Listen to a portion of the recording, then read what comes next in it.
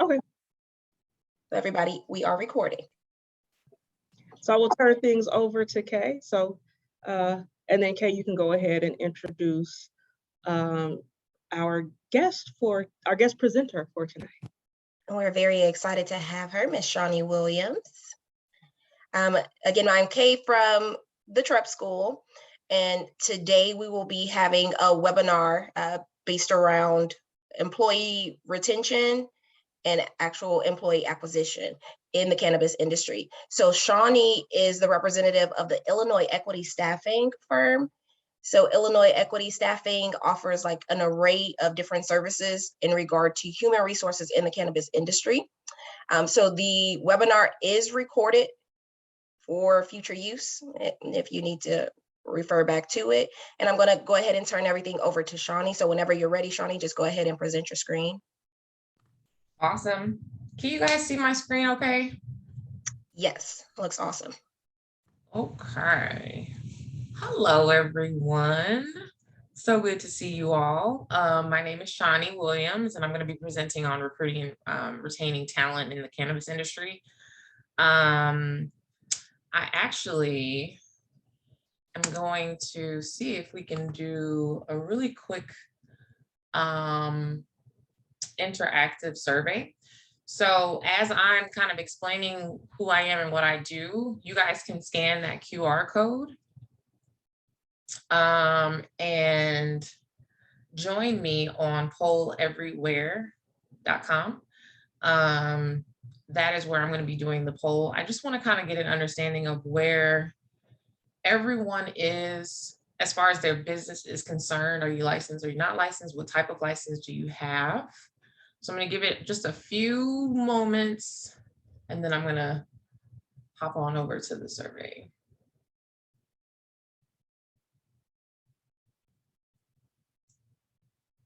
Okay, so this is the survey. We are going to go ahead and present. So, do you currently have a license, or are you applying for a license? So if that QR code didn't work for you, you can go to pollev.com/SWilliams595.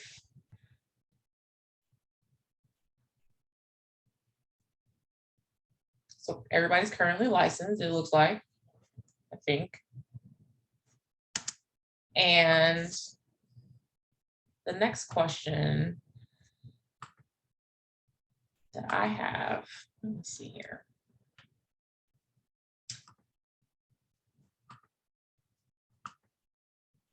Is what license is your priority for this presentation? So are you here specifically for your craft grow, your dispensary, your transport, or your infuser license? So I got a transporter. Anybody else?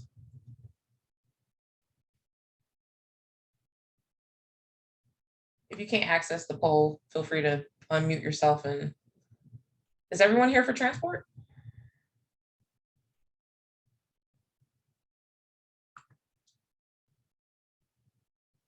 Or y'all just quiet? Is that what it is? Okay, this is the last question. Oh wait, hold on, I got somebody in the chat. Transport, okay. How do you feel about your company's current recruitment strategy?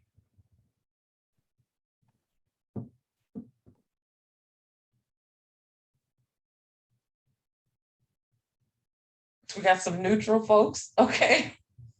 That's not bad. Neutral is not bad. It's not all the way over here to the left, so I'll take it.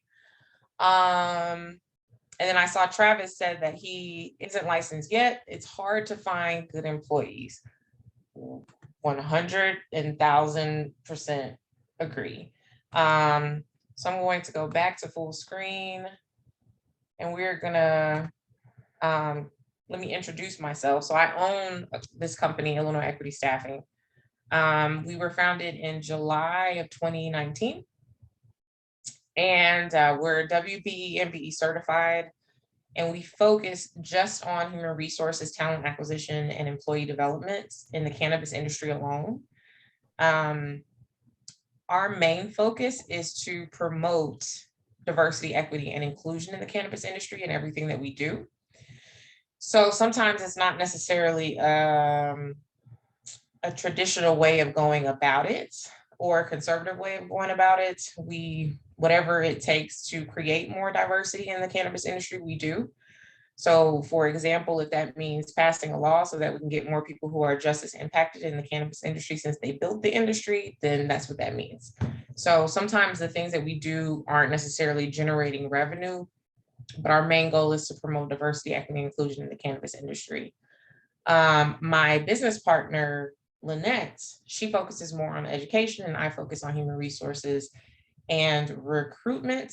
I am the chair of the NCIA Human Resources Committee. NCIA is the National Cannabis Industry Association.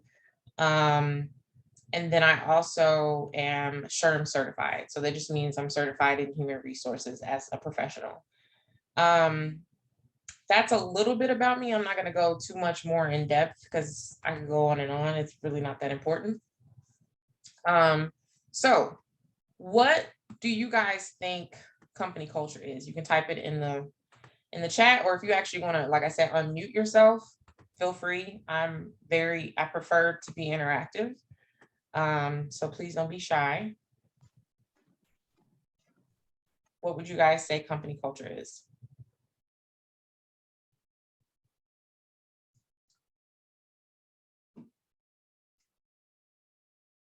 Y'all really not gonna, oh, you can't unmute. Got it. Sorry, guys. That's what I was going to say. Darn They it. not be able to unmute themselves. Got it. So I can see in the chat if you guys want to put some stuff in the chat. So company culture, it's different for everyone, but essentially it's your sales proposition. And I'm sure you're like, what? It has nothing to do with sales. Technically it does. So think of it this way. Company culture is almost like your sales proposition from the inside of your organization, right? So believe it or not, a lot of people mistake your sales proposition just from the customer perspective. And that's a huge, huge mistake. In everything that you do from this point on as an entrepreneur, you're selling every day in everything. And that includes recruiting the top talent. So your marketing department, they're responsible for your sales proposition to the customer, right? So you want to think about whoever your human resources person is, and if that's you, doing the hiring, you're responsible for handling your sales proposition to your workforce, from recruitment to retention to the day an employee exits your organization. And I'm also here to tell you that, yes, you do want to think about what that experience looks like when you're exiting an employee out, whether it be them being released from their duties or them resigning voluntarily. It's really important that you look at the entire life cycle of the employee. So your main goal for the human resources side of things on your team is to attract the best talent that you can afford. And if you guys have questions, feel free to put them in the chat. I am literally looking at the chat. So I prefer to interact while I'm doing presentations. So I'm looking dead at the chat as I'm presenting. So your main priority when it comes to human resources and your workforce is to retain and develop your talent. You want to develop them so that you can actually participate in succession planning. And you want to plan for exit with the entire employee's experience in mind. So another way to think about this is internal branding. What does your employee think of when they think of your company? Do they think of a hostile work environment? Do they think of your company as a place to go, when they die and be complacent? Or do they think of your company as an opportunity to grow in the cannabis industry? Do they think of your company as an environment that they feel supported in? That is what you want to consider when you're thinking about your company culture. So, I'm gonna go backwards. So I want to kind of give you guys almost like an example of company culture from my perspective. This is not a real company, but I want to give a good example and paint a picture for you guys. So say I have a dispensary, right? And we're just going to call it ABC Dispensary. So my example is that my organization is broke. We're just starting out. We're not an MSO. We're self-funded, all these good things. So while compensation for my employees is important, I know it's important for them. I'm not going to be able to compete, at least not right now, with, you know, the MSOs, the big dogs. So we have to have a modest compensation, but we can focus on other things that make the role attractive. So for example, my company offers 3 weeks of PTO. Typically, most companies offer maybe 1 or 2 weeks, depending on the company. And then I offer another week of VTO. Does anyone know what VTO is? You can put it in the chat if you do.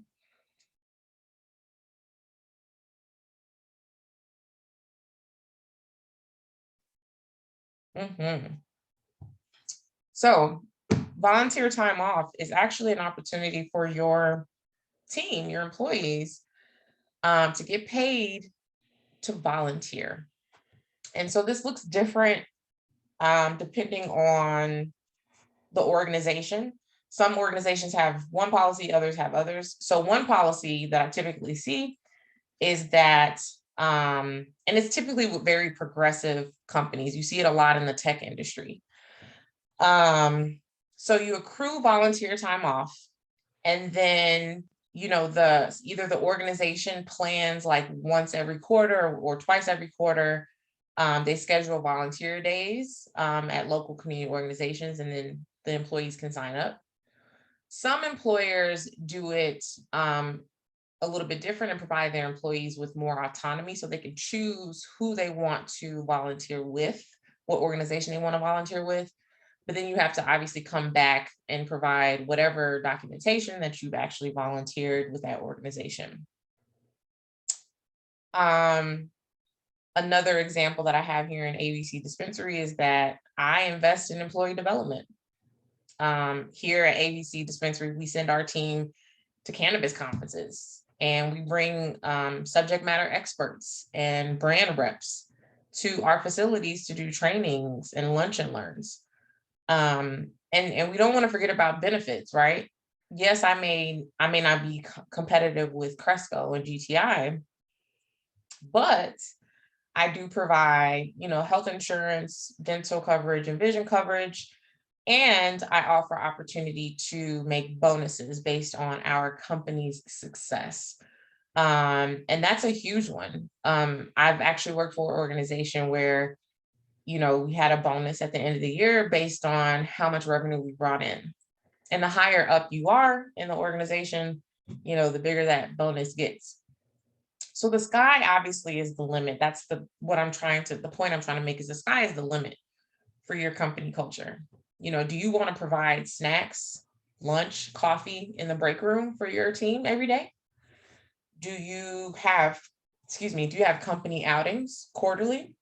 Do you have an employee recognition program? Like, have you even thought of doing that? And what does that look like? Do you have a really good onboarding and training program that allows for, you know, job rotation for the first 2 weeks of being on the job? Do you give Christmas gifts out every year to your employees? Do you have a wellness program that almost creates competition and gives rewards to people who are making healthy choices? These are the types of experiences that create a company culture and set one employer apart from their competition. So I used to work for a tech company that actually provided lunch every day, free lunch. We had access to snacks all day and coffee all day and alcohol all day. It was ridiculous. It was very hard to walk away from that role. It was, and the pay, like I said, the pay wasn't like, it was middle of the road, just like everyone else, all its competition.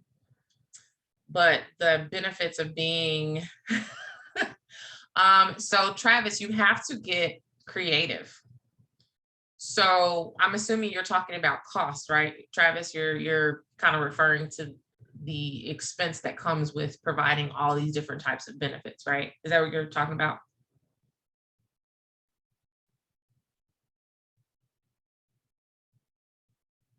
I'm assuming that's what he's talking about. I haven't seen him respond in the chat yet, but you don't necessarily have to do something that costs your business a ton of money. Maybe it means having an annual team building event. Maybe that means actually having, honestly, onboarding, so one of the things I talk about later, oh no, the fact that employees respect white-owned businesses. So we're going to talk about that. Not that specifically, but we're going to talk about how to attract top talent. So I don't think it really has to do with employees. In fact, if I could be honest with you, employees want to work for people that look like them. So I wouldn't say that that's the issue. I think when it comes, you have to kind of put yourself in the candidate's shoes. A lot of candidates want to make sure when they are making the move to another organization that it's a sustainable role that is going to be around, for some time and provides them opportunity to move up. So it really has nothing to do with like the color of the ownership. It really has to do with whether or not they think it's a stable role. And so you have to really figure out a way to communicate that you are providing more opportunities. I guarantee you though, candidates want to work for people that look like them. I know that for a fact as an employer. So that is that. Uh-oh, I think I went backwards. Yep. Okay. So, oh, I meant to put this in the chat. So I have a file that I'm going to put in the chat, and it's just almost like a handout, but it's a fillable PDF form. And I want you guys to open it up.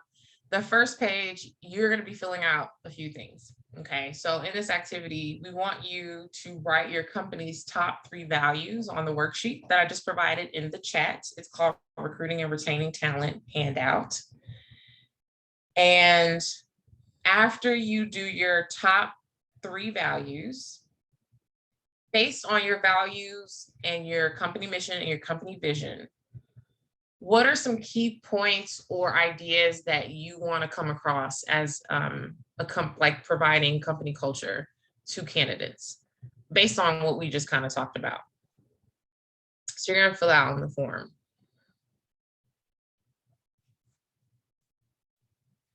And if anyone wants to share their thoughts or their ideas that they have for their particular organization and its company culture, feel free to put that in the chat as well. So you got your idea of some possible ways to stand out with your company culture, but what's next? So I'm not gonna, for this particular workshop, we're not gonna talk about the nitty gritty or get into the weeds of job description, org chart, and compensation analysis, because that's more of a HR function. Right now, we're talking about talent acquisition.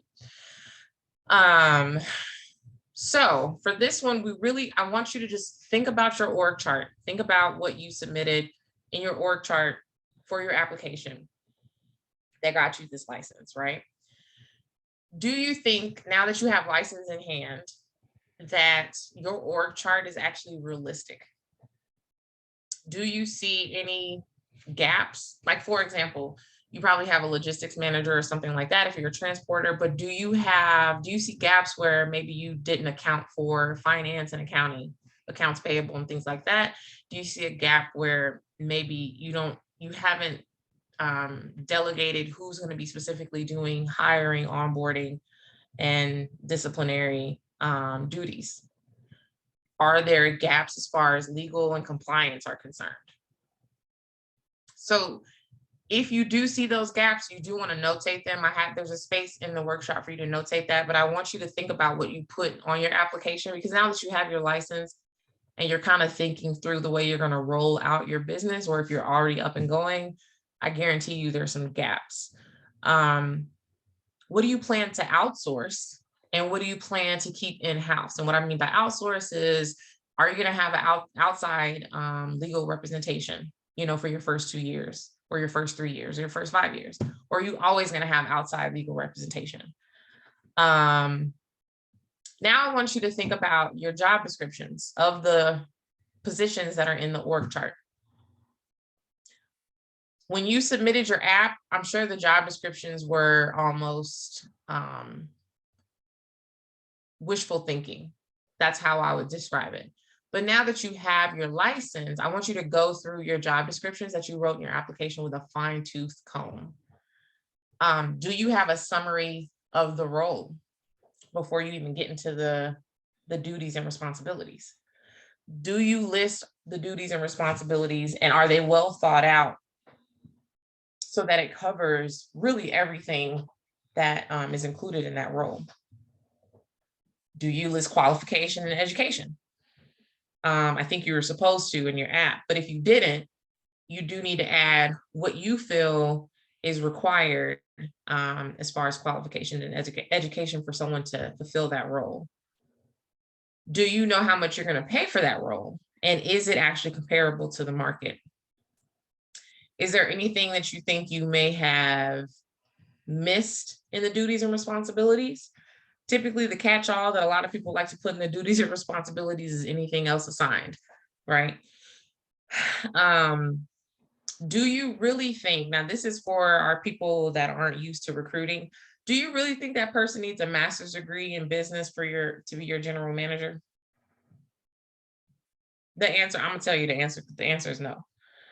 So what I'm seeing in the cannabis industry is people want 15, 16 years of ridiculous experience that really has nothing to do with the scope of work at all. And what that does is it limits your pool, your talent pool. Sometimes you have to, especially based on your budget or the fact that no one really knows your brand yet, sometimes you have to sacrifice or compromise and be a little bit more lenient with qualifications and education when you're first starting out,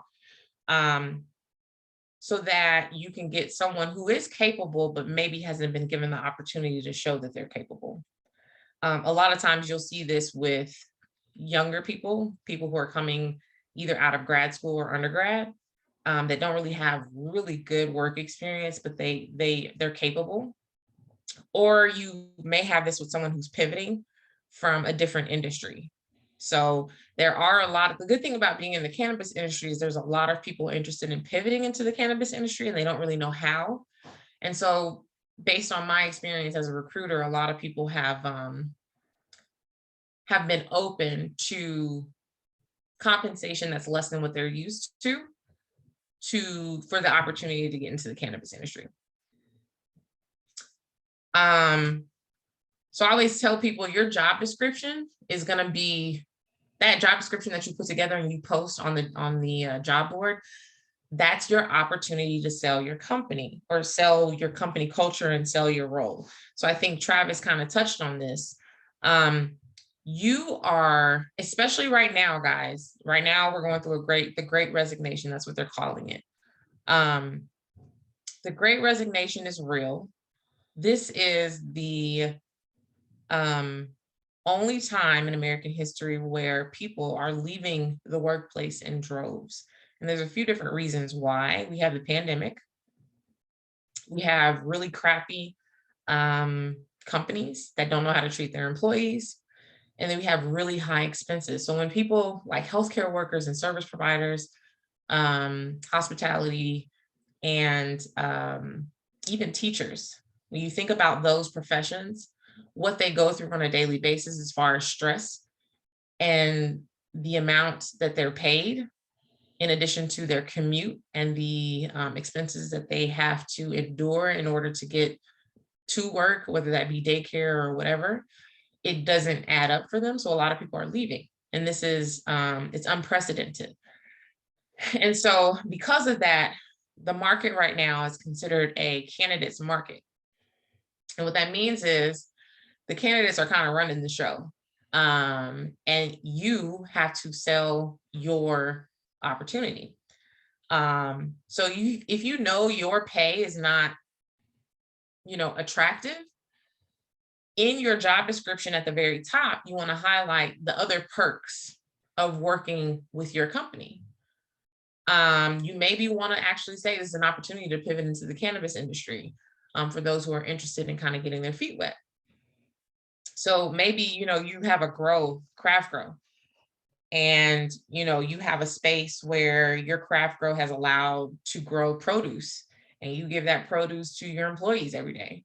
That's another selling point. And that really doesn't cost much, right? So you want to think of really outside of the box ideas to really attract employees to your company.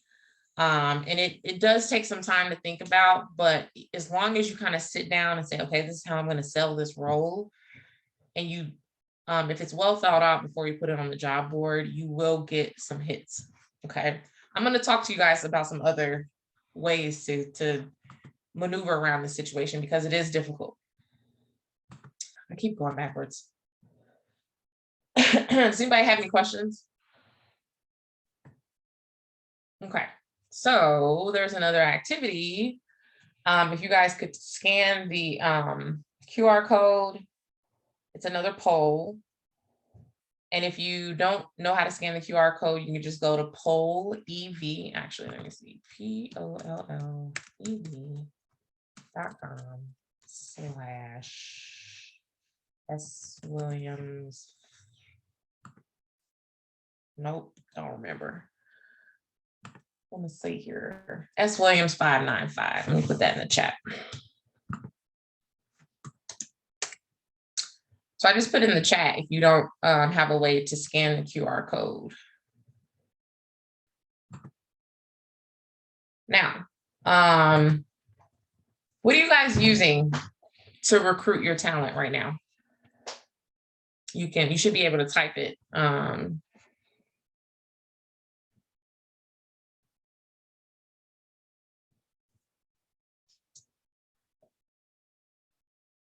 Travis put Indeed. I'm going to talk about Indeed. I'm not a fan, and I'll tell you why. Anybody else? Y'all really just not going to participate, huh? Okay, haven't started recruiting yet. Okay. Next question. What are your biggest challenges when you guys are recruiting new talent?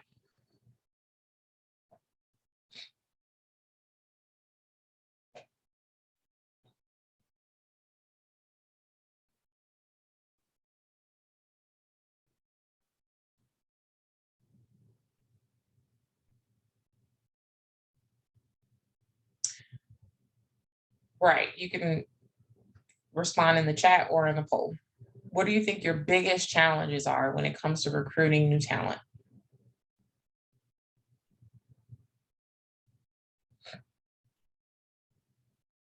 Okay. Tania says we're not in the recruiting process yet.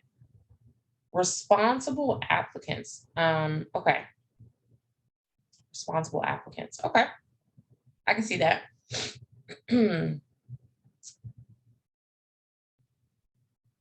Okay. So that's actually a really good point, Travis, and I would agree. So some ways you can combat finding responsible, just before I continue on, some ways that you can find responsible talent is the way you word your questions. So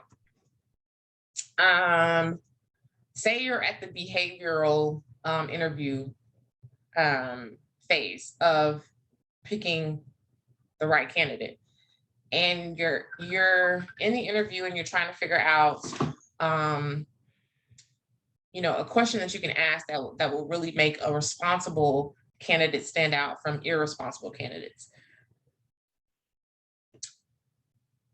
Give me a time, give me an example of when your supervisor left a huge responsibility that is usually their responsibility up to you. What did you do? And what was the outcome?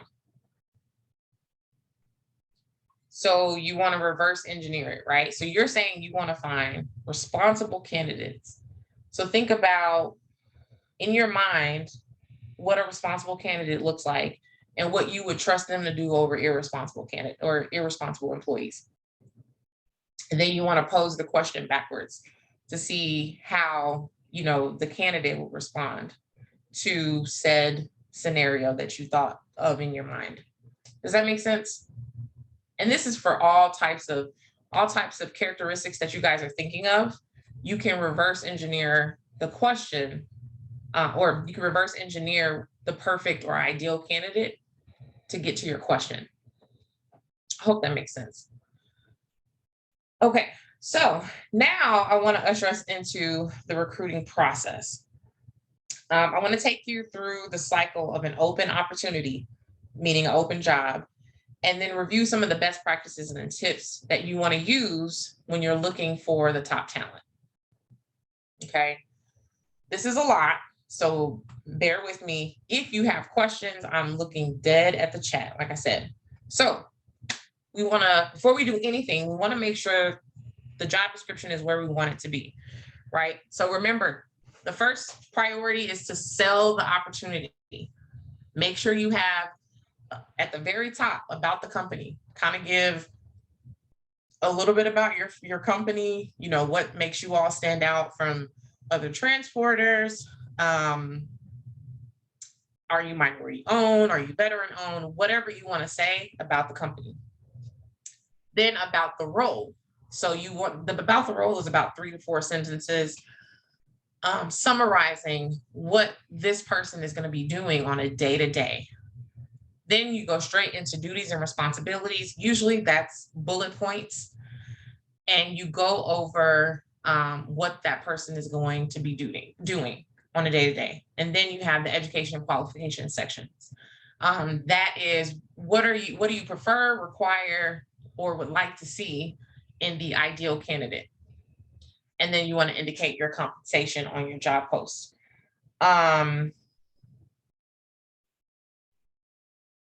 There was something I was going to say about the role section.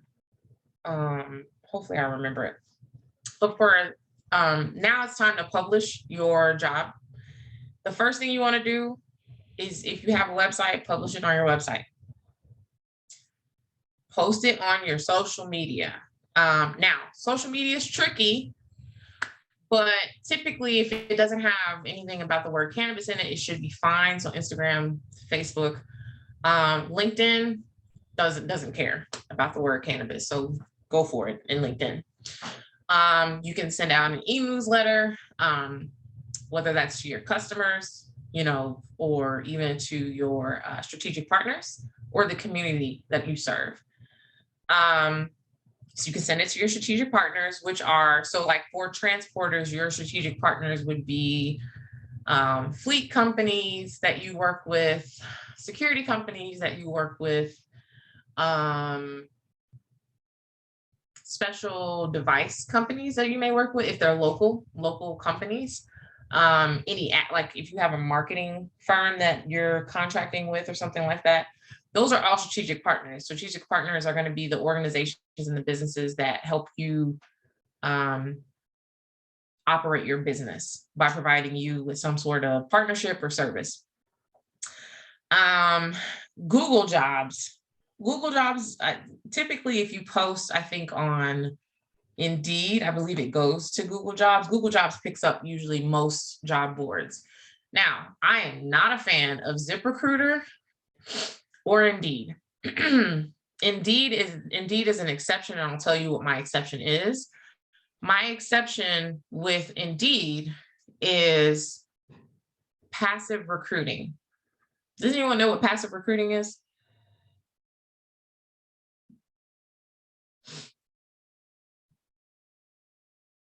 Okay. Passive recruiting is, oh, y'all are unmuted. Does anyone want to unmute themselves and tell me what they think passive recruiting is? I'm so glad y'all did that. I've never had a presentation where I have to talk at people. Bueller, anybody? Y'all got to give me some energy. And y'all gonna have to give y'all candidates energy too. So passive recruiting is when you recruit people who are gainfully employed. And you're probably like, how are you gonna do that? There is a way to do it. So Indeed has this thing called Indeed Resume. And when you sign up, it's a little expensive. So what I do, I'm gonna give you my tips and my tricks. What I do is when I'm actively recruiting for a role, I have the subscription active. When I'm done recruiting for the role, shut it on down. So with Indeed Resume, you can basically, let me see if I can show you guys. I'm not gonna do that. I may do it if we have time at the end. You go on and you say, I want to find someone in Chicago with experience in logistics or experience or who has a CDL or experience as a security personnel. And you can drill down to zip code. You can ask for certain education or qualifications. You can even drill it down and say, I want only people who've worked at this organization before. And so what you do is once it gives you the results, it allows you to message. I think it gives you like a certain number of people you can message per month, but it's a lot. So I think like maybe 40 or 50. And you reach out to who you think is a great candidate. Typically, you want to reach out to people who have been active, like in the last month or so on their Indeed account, because those who haven't been active probably are not looking at their Indeed messages. But you're going to reach out and you're going to say, hey, I saw your background. I'm the owner or the recruiter for this transportation company. I see you have transportation experience or logistics experience. I was wondering if you'd be interested in a cannabis or a role within my cannabis company. We provide transportation for the cannabis industry here in Illinois. If you are, here's a link to my job opportunity. That is passive recruiting. That is going to be your sweet spot. Okay. That's where you're going to find the best talent. And it is a lot of sales, but you guys are transporters. So I'm gonna just be honest with you. Sales is about to be your life. Like everything about your business is going to be sales. You have to get that account to get that revenue coming in. You're going to have to get that candidate to apply for the role. You can also do cannabis job boards. Now, I don't know if we have one. I would say if you can, if any of you are involved with the Cannabis Equity Illinois Coalition, they like to post openings. You kind of have to have a relationship with them. If you guys aren't familiar with them, they're a grassroots advocacy group. And so, you know, if they don't know you, they're probably not going to post your job. But if you do want to get involved in the community as a transporter, which is another great way to get good applicants, is community engagement. That's another way. So they would post, you know, if they know you and they know your rapport and they have a rapport with you, then they'll probably post a job for you. There's other like affinity groups as well. Like I want to say Illinois Women in Cannabis will post for you if you reach out to Amor. There's Women of Color in Cannabis. Shaloma, she's one of our strategic partners. She has a job board on her website, Women of Color in Cannabis. I think it's woke, WOCC.world. So there's a lot of like little organizational job boards all over. So that's another thing is you really want to kind of get in on the ground level and really understand the inner network of the industry from the community advocacy perspective on up to the corporate level, you know, with the MSOs. You also may already have, you know, if you already have a team in place, you may want to create a referral program where you pay somebody $50 for, a person that you end up hiring if they're sent your way through that employee. So then after you publish, then you want to start the recruiting process. A lot of small businesses drop the ball with keeping their candidates warm. And so what I mean by that is, say you do a screening interview for someone and it went really well, but you are having a hard time getting other interviews lined up really closely behind that one, just based on scheduling, but you haven't reached out to this person in over a week.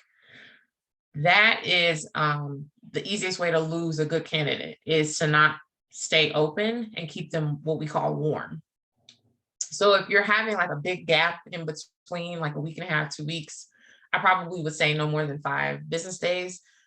You just want to reach out to the candidate and be like, hey, we're still working on scheduling other screening interviews. We still have you at the top of our short list. We just wanted to keep you updated on where we are and what the status of the role is.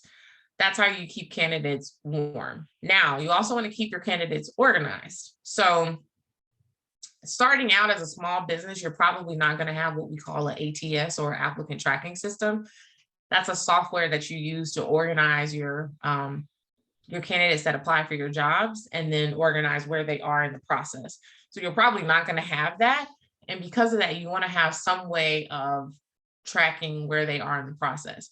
That could be as easy as like having a Word document and columns, and you put people based on like what column they're in. Either they've applied, or they are scheduled for their screening interview, they're scheduled for their behavioral interview, or they're being considered, or they're on the top list. Okay, that's how you can kind of keep track of how many people you kind of have in what we call the pipeline, and see who's really good candidates, and who stands out from the rest, how big your pool is, and everything like that.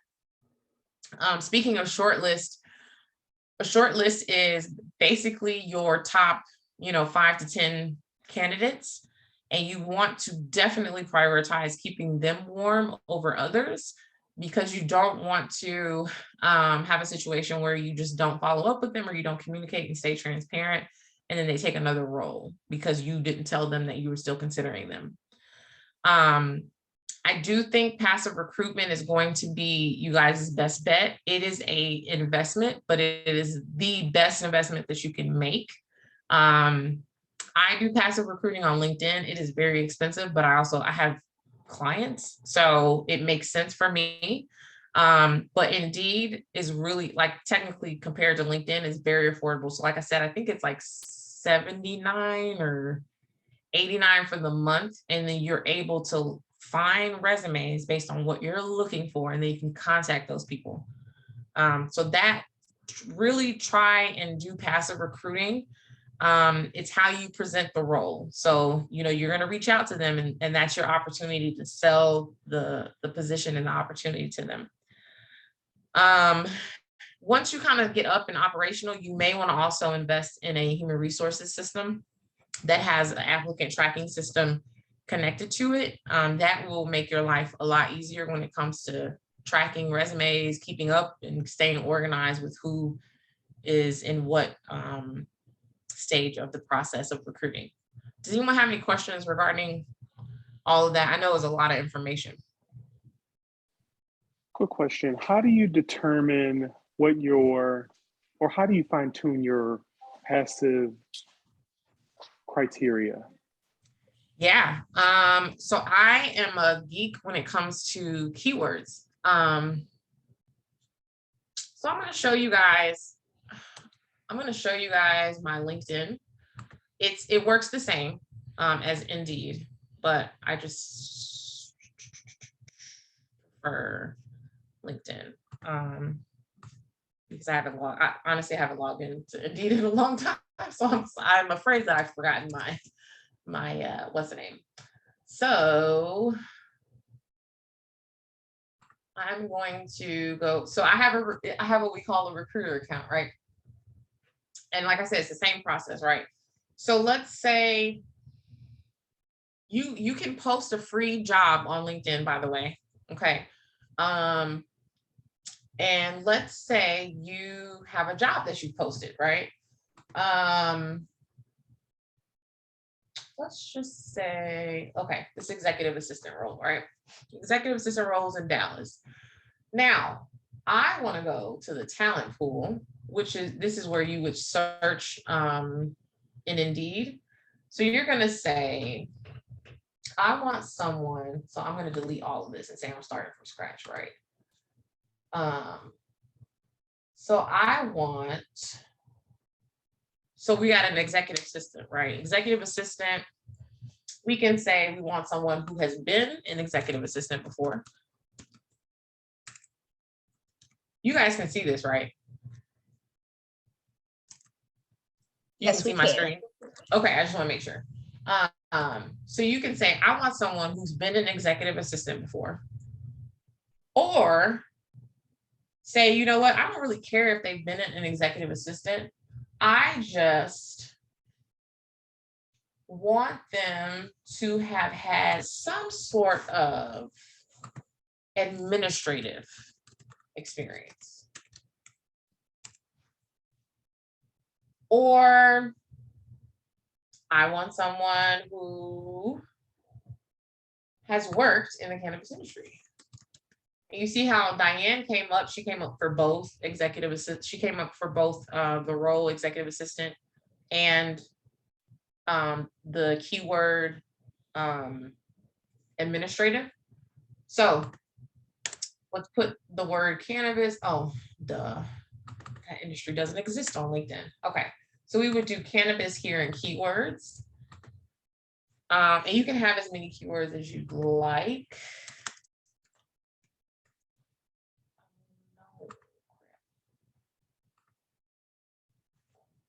Cannabis.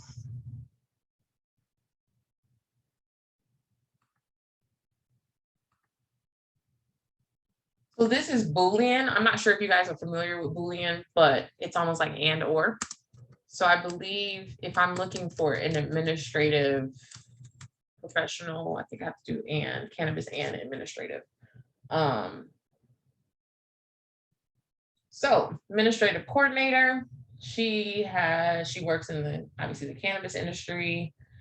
This is an administrative person with MMJ, just means medical marijuana. So like you guys are transporters, right? So I want someone in Chicago who has transportation industry experience. Come on. Transportation, trucking, railroad. I'm assuming there's 71,000 results. Okay. So then we may want to actually say we want someone who has been, a driver, or, like a what do you call the person that coordinates the routes? Travel Dispatch. So dispatch. Yes, thank you.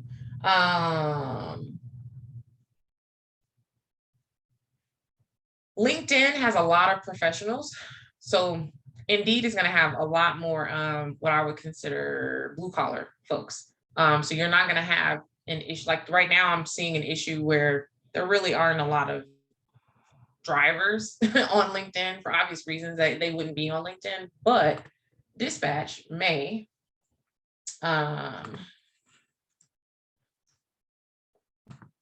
Dispatch there, yeah, it actually came up. That's crazy. Dispatch supervisor. Is it listening to me? Okay. So dispatch supervisor. And so say you have these results, right? And you look at someone and you're like, I like this profile. Let me see if there's anyone else at United Scrap Metal Inc. So you can kind of get really creative with it.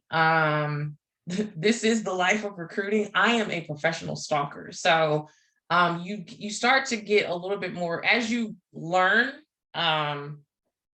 what types of searching methods work, you get more comfortable, and then you kind of start to branch out and see what other things you can experiment with. So if you see somebody you like, you can, so you see this is, I have passive here. So this is someone that, you know, I think has a great resume and would be perfect for the role. And then I tell them about the role. And then I give them a link to the actual opportunity. It really depends on the role. Some roles you may not want to actually talk about compensation. Like I said, if the compensation isn't like competitive or anything, you may want to leave comp out and see if they're even just willing to talk to you. But like I said, it's sales. Is that helpful, Travis? Yes, it is. Thank you. No problem. I must admit, I never thought about using LinkedIn. I've only used Indeed. And Oh since you my mentioned- God. Yeah, So yeah, LinkedIn, you I'm missing out. guys, LinkedIn, you guys, is where the cannabis industry is. That is where we are as professionals. And what I mean by that is Google doesn't like us. Instagram doesn't like us. Facebook doesn't like us. LinkedIn has embraced the cannabis industry with all of its might. And so you can freely talk about cannabis in a professional manner. There's cannabis groups, there's events, there's lives. That is where cannabis professionals are.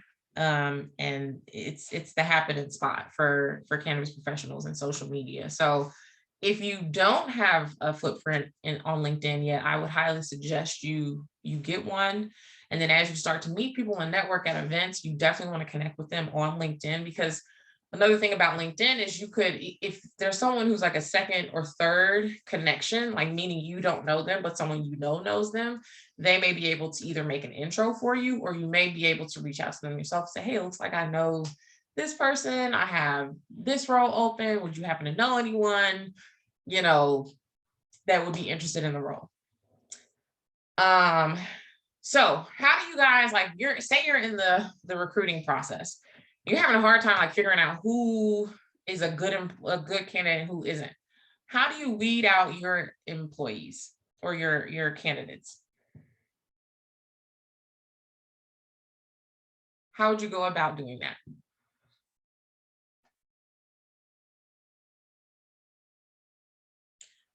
So I'll tell you what I do. I have, like I said, I have the image of the perfect candidate in my head before I get started. And then I craft what we call knockout questions. Knockout questions typically don't work if you don't require any experience for the role. But if it's someone that you have to, like, they have to have commercial driving experience, or they have to have some sort of industry experience, you can create a knockout question that says, do you have this many years of this experience? And they say no, then obviously they're not qualified. So that's how I weed a lot of people out.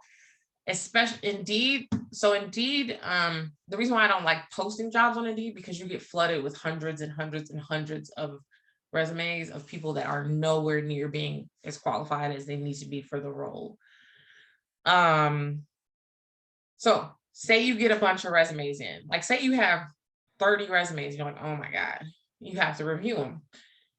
The quickest way to go through resumes is the first round, you want to just scan. You're not reading the resumes. Don't think about reading the resumes. Look at all the jobs that they've had, just the titles. Don't look at the responsibilities and the duties or their education or nothing like that. Look at the job titles first. Scan through them. If you see at least one job title that translates well into the job opportunity that you have open, keep their app, keep their resume. If you don't see at least one job title that translates well into your opportunity, then you need to pass. They need to go into your no stack. Now, if you see someone that does have the one or two roles that translates well, then you want to look at those roles and read through them and say, okay, yeah, this person probably has the experience I need. And then you can start to kind of look at the other positions and say, yeah, this person's good. This is my yes file. then if you know, once you kind of have your stack, you are then going to start setting people up for what we call screening interviews.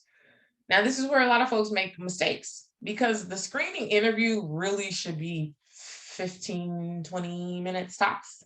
It does not need to be longer than that. And what you're doing, and you will get more skilled at this as you have more experience with it. If you've ever been in a managerial role, you probably already have done this, but you want to learn, you just want to have 15 or 20 minutes talking to them and get an understanding of if they're competent enough or capable of fulfilling this role.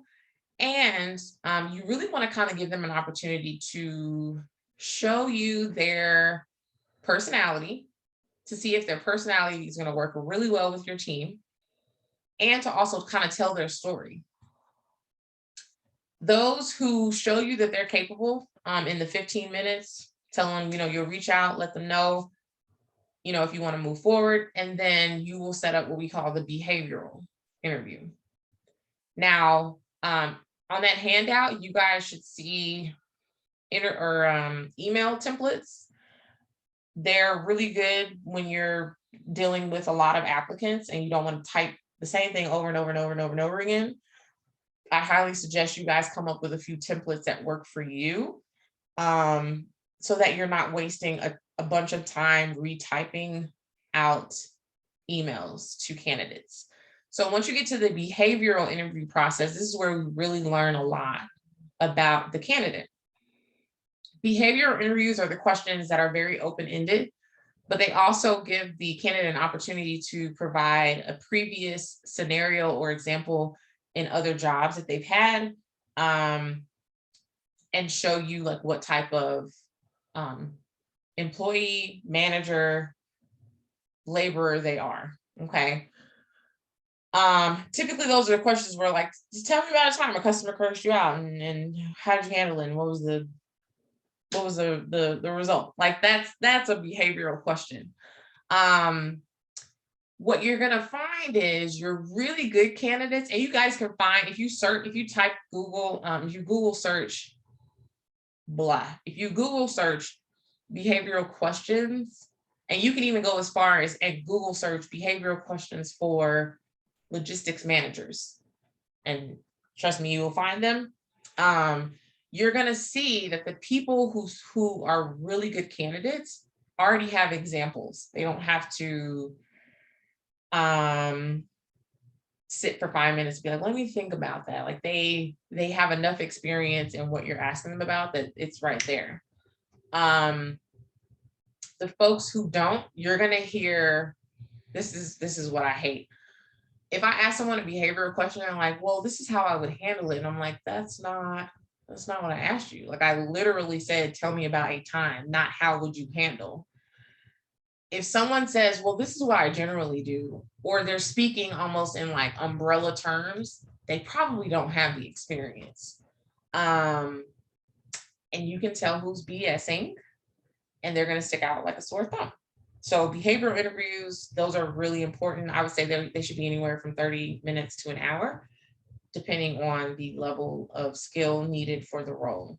So you don't want to, just so you guys know, you don't want to ask discriminatory questions regarding race, age, gender, sexual orientation, pregnancy status, disability status, or veteran status. And that's leading questions as well. You know, I've heard it all from, you know, what is your family or what is your husband going to think about you taking a role that has that, you know, requires so many hours at work. Like those questions are, you know, don't ever ask those questions. For your top candidates, you may want to do a shadow day to really make sure it's a good choice. That's when you invite them to, you know, spend an hour or 30 minutes, you know, in the thick of it in your facility, to meet a few other employees on the team, or even do like a panel interview with the rest of your leadership team.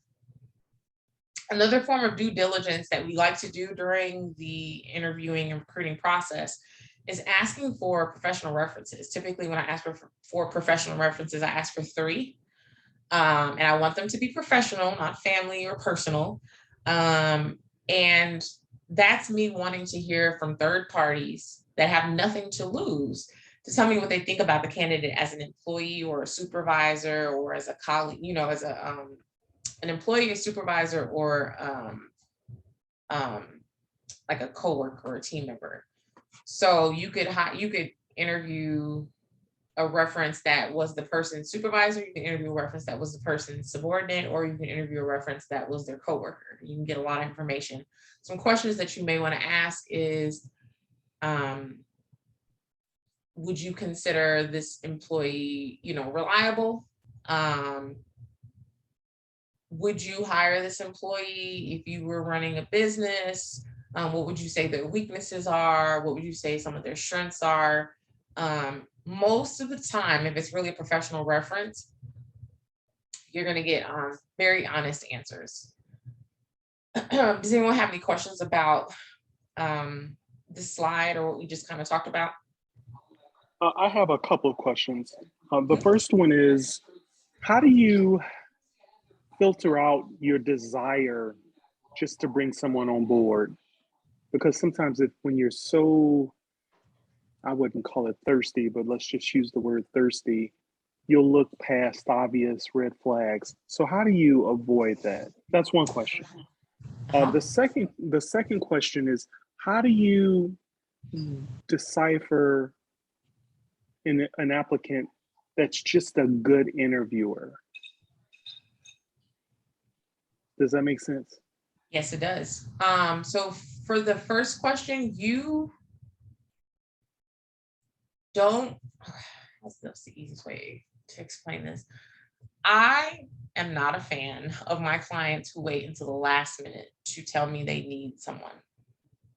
And so with that being said, as an owner operator, you want to, even if you just have an inkling, like, the next 3 or 4 months, I'm going to need this.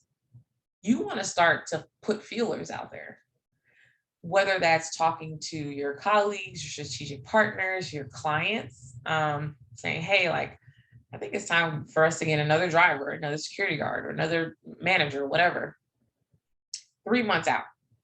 It doesn't mean that you're actively looking, that you're going to start any interviewing processes, but you really want almost the buzz to start that you're looking to expand your team.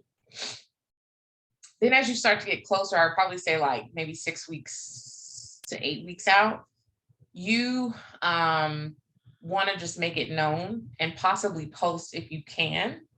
What I'm finding is with smaller businesses need a bigger or a longer, a wider window of the job being open than say like really large corporations. And so if you can give yourself anywhere from 4 to 6 weeks of just having the job open on a job board for people to share and get time to actually submit their resume, that will give you a better chance of getting a candidate that really is a good fit. So I would say timing is going to be the number one priority when it comes to not having to feel like you're rushed and have to just give in to someone that really isn't a good fit. Because remember, that's going to cost you money at the end of the day, because if it's not a good fit, it eventually is not going to work out. And it costs like $7,000 to replace an employee. So you really want to take your time, almost like thinking about buying a car. Like it's a huge commitment and investment to bring on a new team member to your team. And as long as you think of it in that way, you'll kind of start to maneuver through the recruitment process in that manner. As far as the questions and how do you weed out someone who's just a good interviewer, that's going to be your behavioral questions. So you want to spend a lot of time. I try to come up with about 10 behavioral questions. I may not ask them all. And sometimes I ask follow-ups from the behavioral questions. So I would say this is another way of reverse engineering. So say that you need someone who is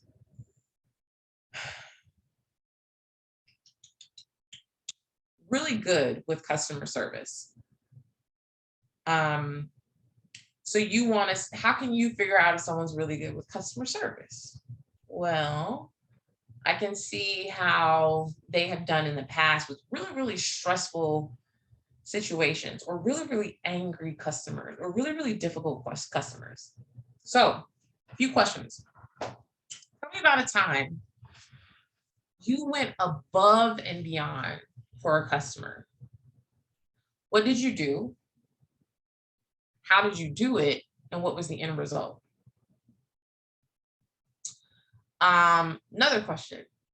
Tell me about a time you had a really, really difficult customer, but they were a regular and you knew that they were valued. How did you handle the difficult situation? What were they upset about? How did you handle the difficult situation? What was the end result?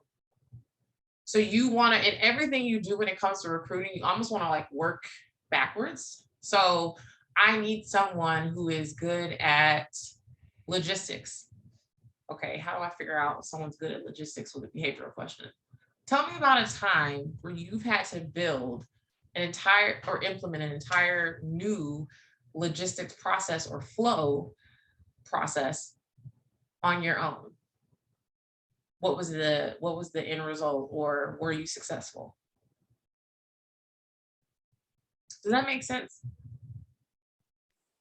Yes, thank you. Mm-hmm.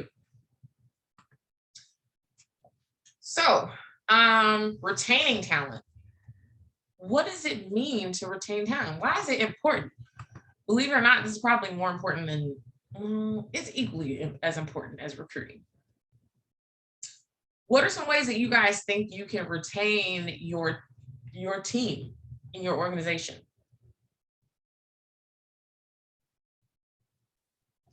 Follow through on the things that you would have promised in the job posting. Mm-hmm. Amen to that, because some people be like, well, you didn't tell me this is what my job was going to be. I 100% agree with that.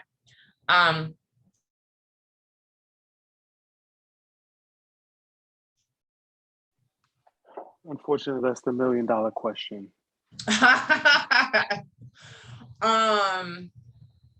Retention is hard, but losing an employee is harder.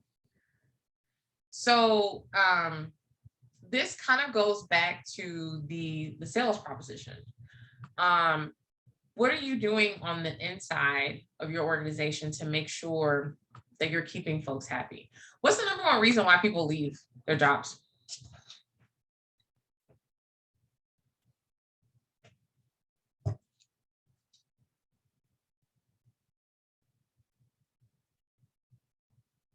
Do you want to know? Or what's the number one reason you've left your job?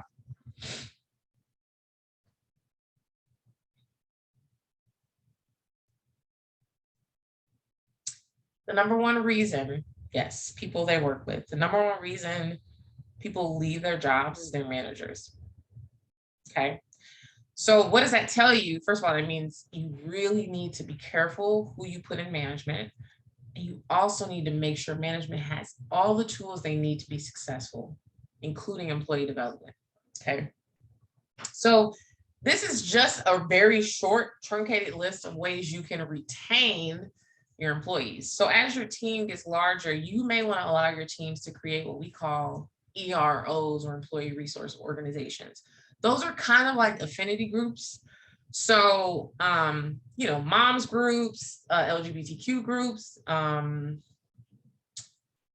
there's even diversity groups, there's groups, for volunteering. There's all types of groups that you can form, but typically you want to take your employees' leads on that. You obviously want to announce that you're thinking about having EROs and want to see what they're interested in, but you really want to take their lead on that. Performance reviews is huge. Almost everyone that I know that hates their job does not get performance reviews.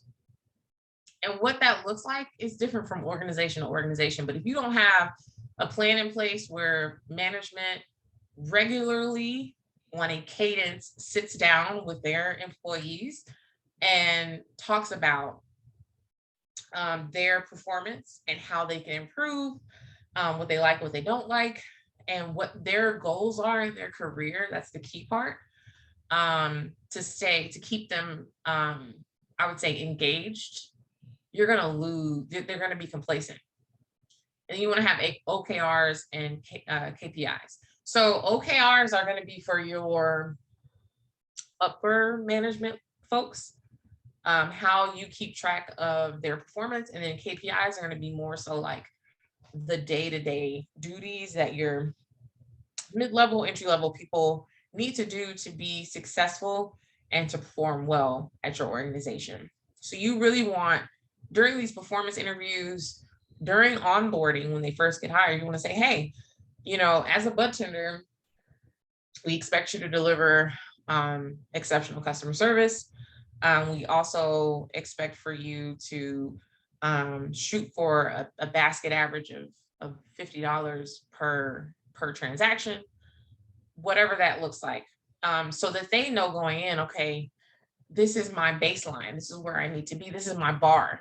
If they don't know that, how do you expect for them to do what you want them to do? It has to be clear, transparent communication between both parties. Employee experience surveys will kind of get you the information you need to do better. Now, let me preface this by saying you don't want to talk about compensation in employee experience surveys. You can look up employee experience survey questions, but you want to steer clear of hourly pay and things like that, because employees are always going to say they want to get paid more. But with these surveys, you want to understand what some areas of improvements and some gaps are in your organization to be better. Whether that means supporting your employees, developing your employees, providing more time off. It literally runs the gamut, and every organization is different, and the employees are going to tell you how they feel. Preferably, they like to be anonymous. So I would, if you're going to do one, I would suggest you do it anonymously. And then your follow through after that is really important as well. So when you do an employee experience survey, you want to come back and say, hey, y'all, like, these are the results of our survey in a town hall meeting. And, you know, it looks like we're doing really good in this area, but we really need improvement in this area. And we want to know, you know, what are some suggestions, or what are some ideas that you guys have, or these are some ideas that we have that we think we could use to improve on this particular thing that we need to improve on. There has to be a plan in place after you get your survey answers back. So you don't just ask for responses to the survey and then not do anything. You really want it to be an iterative process. And you want to do it on a regular basis, whether that means once a year or once every other year. You want to have an outlet for your employees to be honest without retaliation. You want to develop all your employees. So not just management. You want to have some way that you train, develop, and cultivate the talent that you already have within your organization. So if that means going to conferences once a year as a team and sitting through some workshops, then so be it. Corporate social responsibility in the cannabis industry is huge. So everyone has a different plan as far as corporate social responsibility. Some folks focus on social equity. Some folks focus on community engagement. Some folks focus on sustainability. Some folks have several initiatives.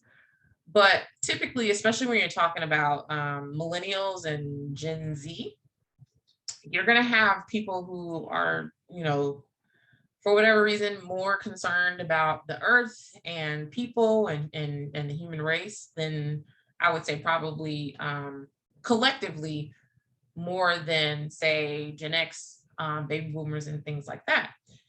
So you want them, what we find is that those two generations want to feel like they belong to an organization that cares about the world. And if you're not, and they want to feel like they are doing something to make the world a better place. And so if they're in an organization where they feel like that's not happening, they will jump ship like real quick. SOPs, standard operating procedures, and providing them to your team is also a big deal when it comes to retaining your employees. your team is only as successful as probably your SOPs and your training, as well as your management. So if you don't have a standard way of doing things, but you're giving bad feedback at performance reviews, it's kind of on you because you haven't really trained your employees and gone over ways to do things in a standard way. So you don't just want to create them and then go file them away in a cabinet. You actually want to update them regularly, especially when it comes to compliance SOPs, and you want to train your employees around SOPs on a regular basis. So say you have a safety program. You don't want to just do training on the safety program once and then be done with it. You might want to say, I want to do safety training twice a year. That kind of keeps everyone on the same page. And it also communicates to your team that you care about their knowledge and their aptitude to operate as one unit. Onboarding is very important as well. This is where a lot of small businesses miss the mark. Onboarding, think about it from your perspective. If you were a brand spanking new employee, and you come in on the first day and no one's there to greet you, you have no idea who you're supposed to be reporting to. You don't know what floor you work on. You don't even know if you're in the right place. You aren't wearing the right clothing because no one told you what to wear. You haven't met your manager within the first 4 hours. You haven't had an opportunity to shadow before they start, railing you with actual work. You haven't had a training process. You didn't get any swag, a t-shirt or anything like that. That is key because it almost it is a first impression, but it stands out in the employee's mind. So even if the employee loves the organization, but you guys just missed the mark on onboarding, that will stick out in their head. 100%. Offboarding is also just as important. When someone leaves or when someone has been fired from a role within your organization, it doesn't mean it has to be a malicious separation. You guys can be extremely civil to the point where they still refer candidates to you guys because you're such a great organization. You also want to obtain an exit interview to know, especially if it's someone leaving voluntarily, why are you leaving us? What could we have done better? What are some areas of improvement for us? That way, when they're leaving, they know you actually care. Like, why are you leaving? And it doesn't leave a bad taste in their mouth. So when someone brings you up, your organization up, they don't have anything bad to say. It was an amicable separation. Any questions?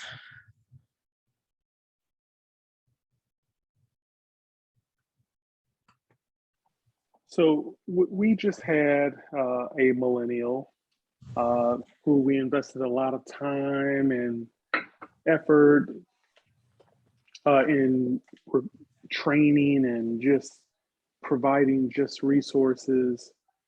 And I thought she would, had a tremendous upside. Well, she just abruptly quit, sent an email saying, I'm resigning effective immediately.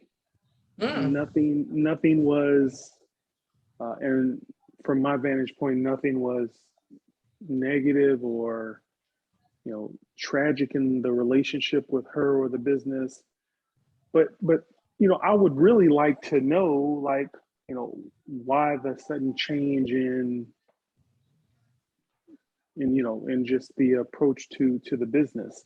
Mm-hmm. But there's been no response. So how do you get that? From the business standpoint, we want to be amicable, Mm-hmm. but from the employee standpoint, she's not. So how do you? What role was she in? She was an office manager. But in our role, office managers do a lot. They, obviously answer the phones. They'll create bookings in our system. They'll do some social media. They'll help out with RFPs. So that, their role wears a couple of different hats. Does your description reflect that, your job description? Absolutely. Okay, so sometimes when it comes to really getting honest feedback, you may want to provide an incentive. This is an exception. I probably wouldn't say do this. I would say this is not something you want to do all the time.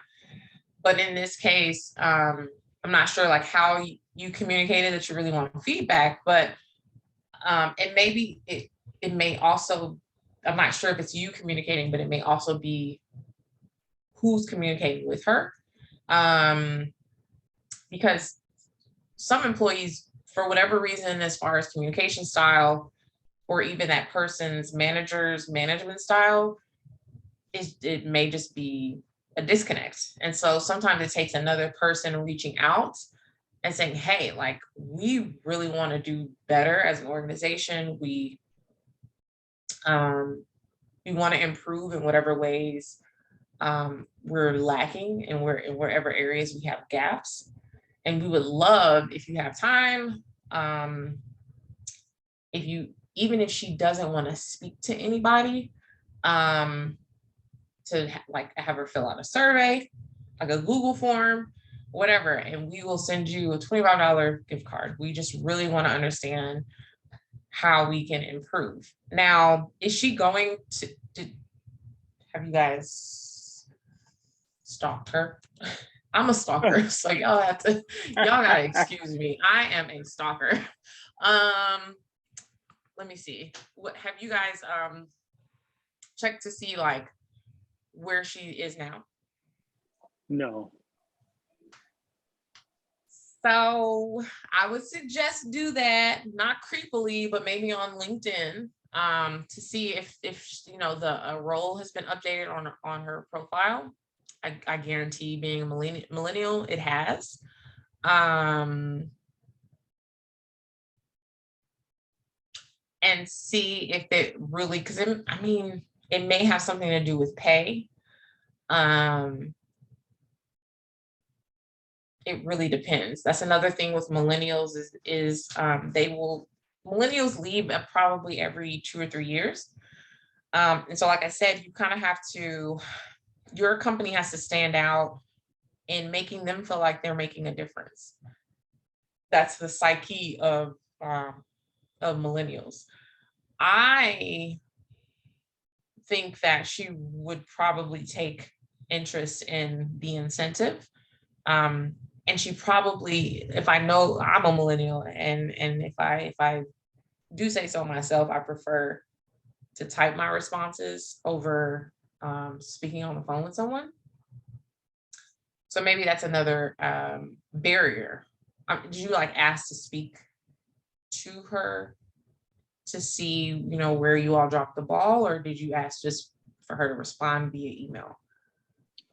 No, she's a big texter, so I just sent a text. Okay. She sent you an email resignation, right?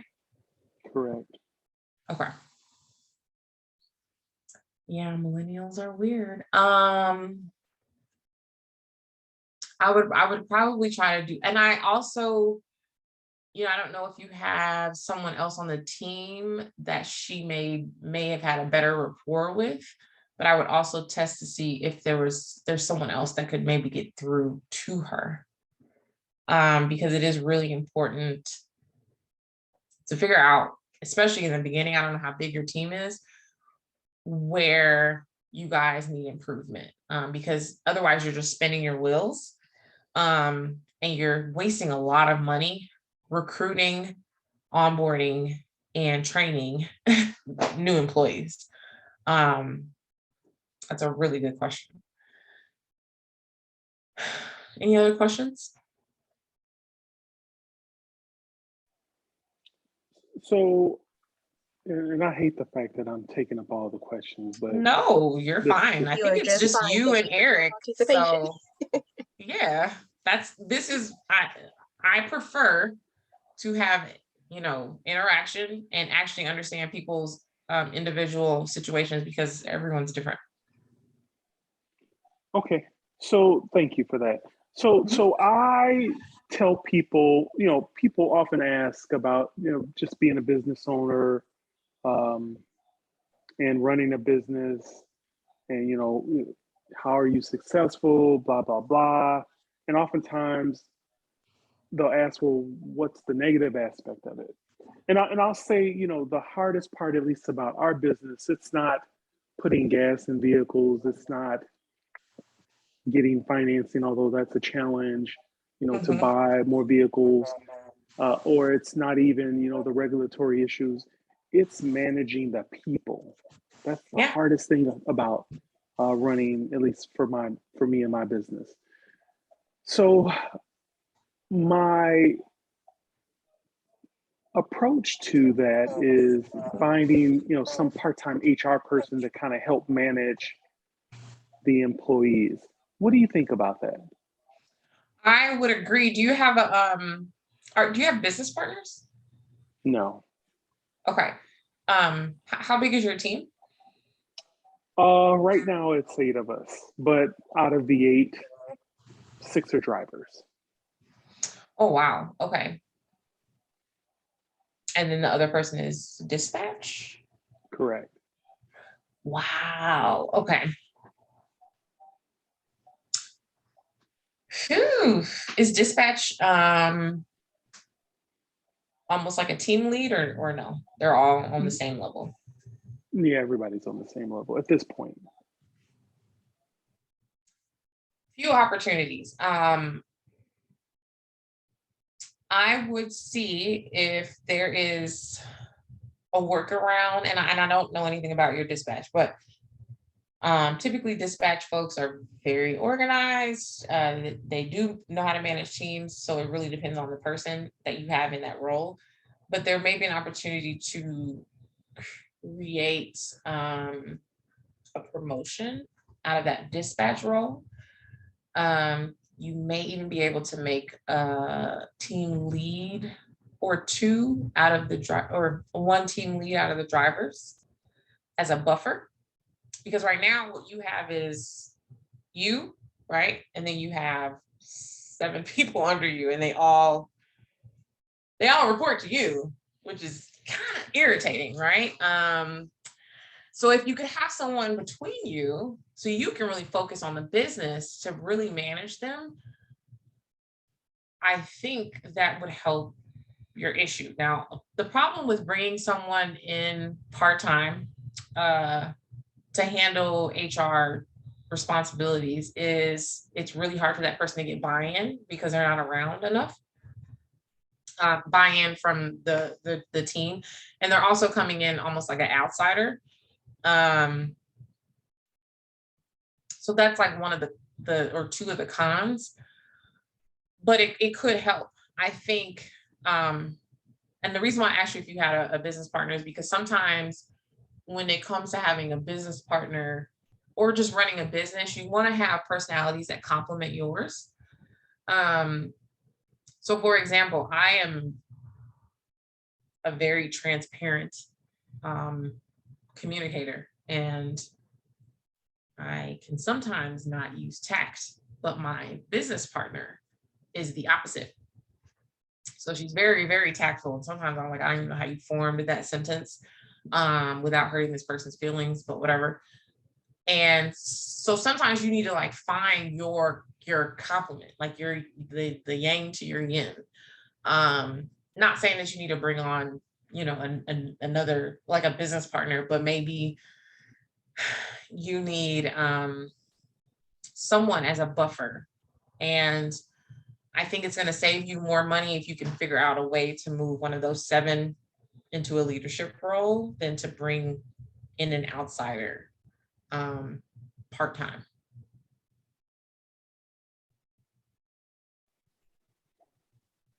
Okay. Thanks for that advice. I don't know what your thoughts are about that, but, and okay, so human resources is also very almost like intuitive. And it's hard to teach as well. And so like I have an employee she's trying to understand like my process of recruiting, because she's like, I don't get what you're doing. And so I'll like talk her through, she's like, I don't get it. It's a process of learning, but it is very intuitive. So I hope that makes sense, but it's sometimes human resources is just not some people's strong suits. And so you got to find someone that is that does want to deal with people. I'm the same way. I know that sounds weird. I don't prefer to deal with people. I'm very like analytical. I work well by myself and things like that. And so it's a stretch or a challenge for me to kind of like be outside of my comfort zone. And it's exhausting. So you got to know your weaknesses. And it sounds like you prefer to focus on the business instead of having to manage people, which I can understand. That's usually the case with most CEOs. You just got to find like a creative fix to it. And it has to be someone who complements the fact that you don't like to manage people.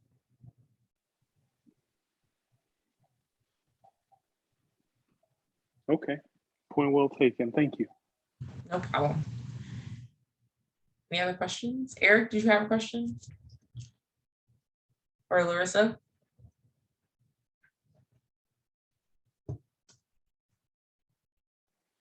Yeah, mystery people, ask some questions.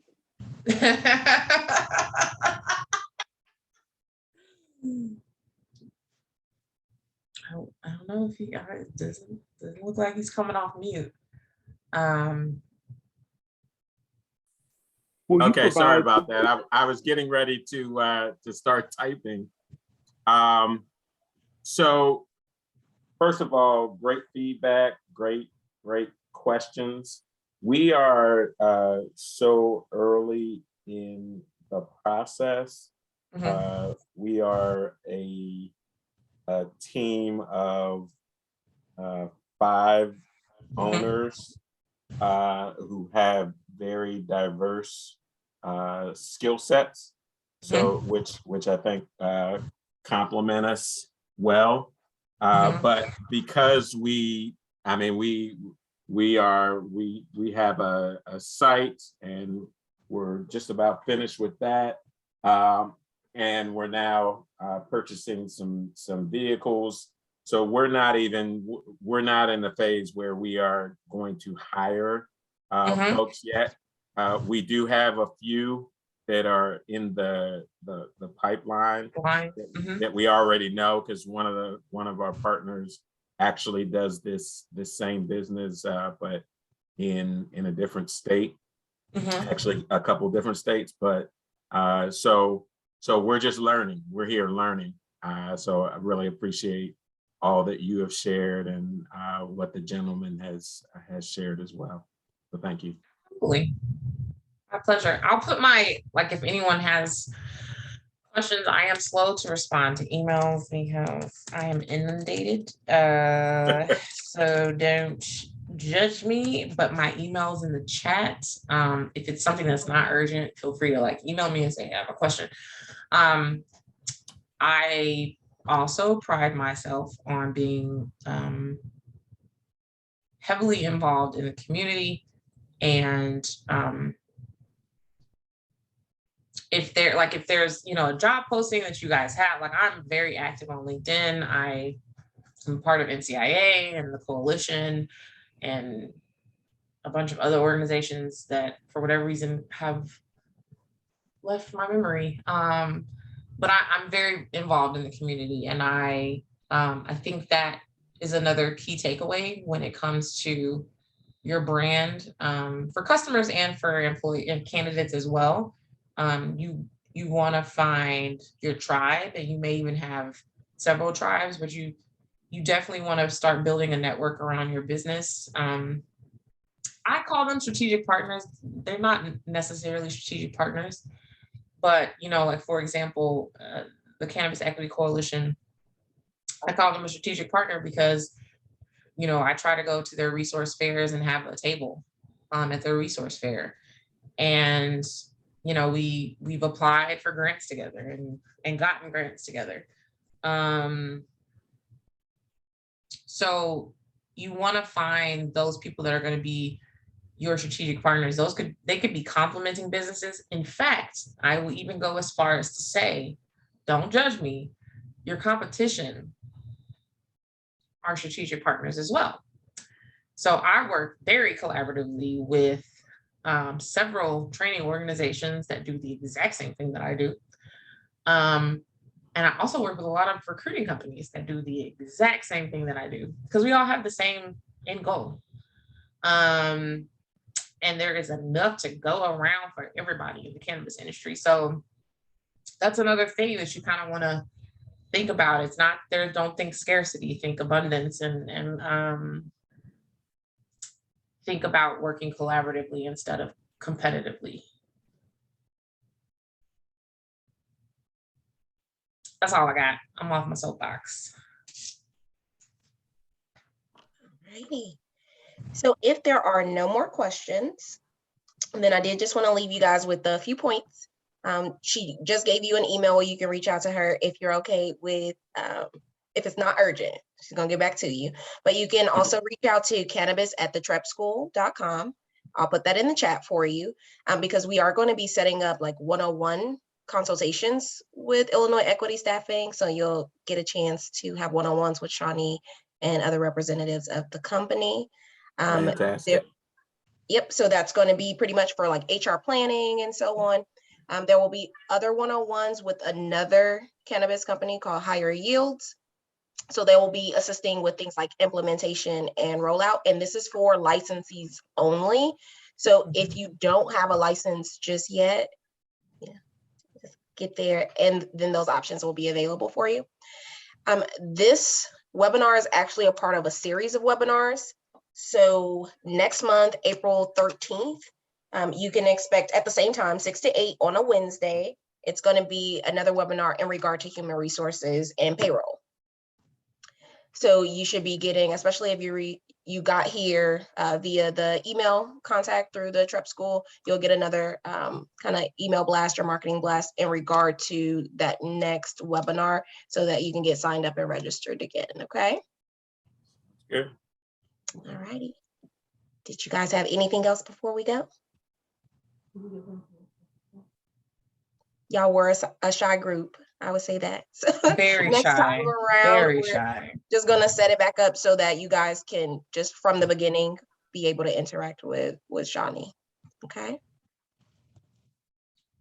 So it was great having you guys. Thank Thank you you for both. having joining me, us. Eric. Great presentation. Thank you. Thank you. Thank you Have a good so night. much, Shawnee, for coming and for Thank you facilitating. for having me. Absolutely. You are awesome. You are awesome. Yeah. All right. So you guys have a great night. You too. Thank you. Bye.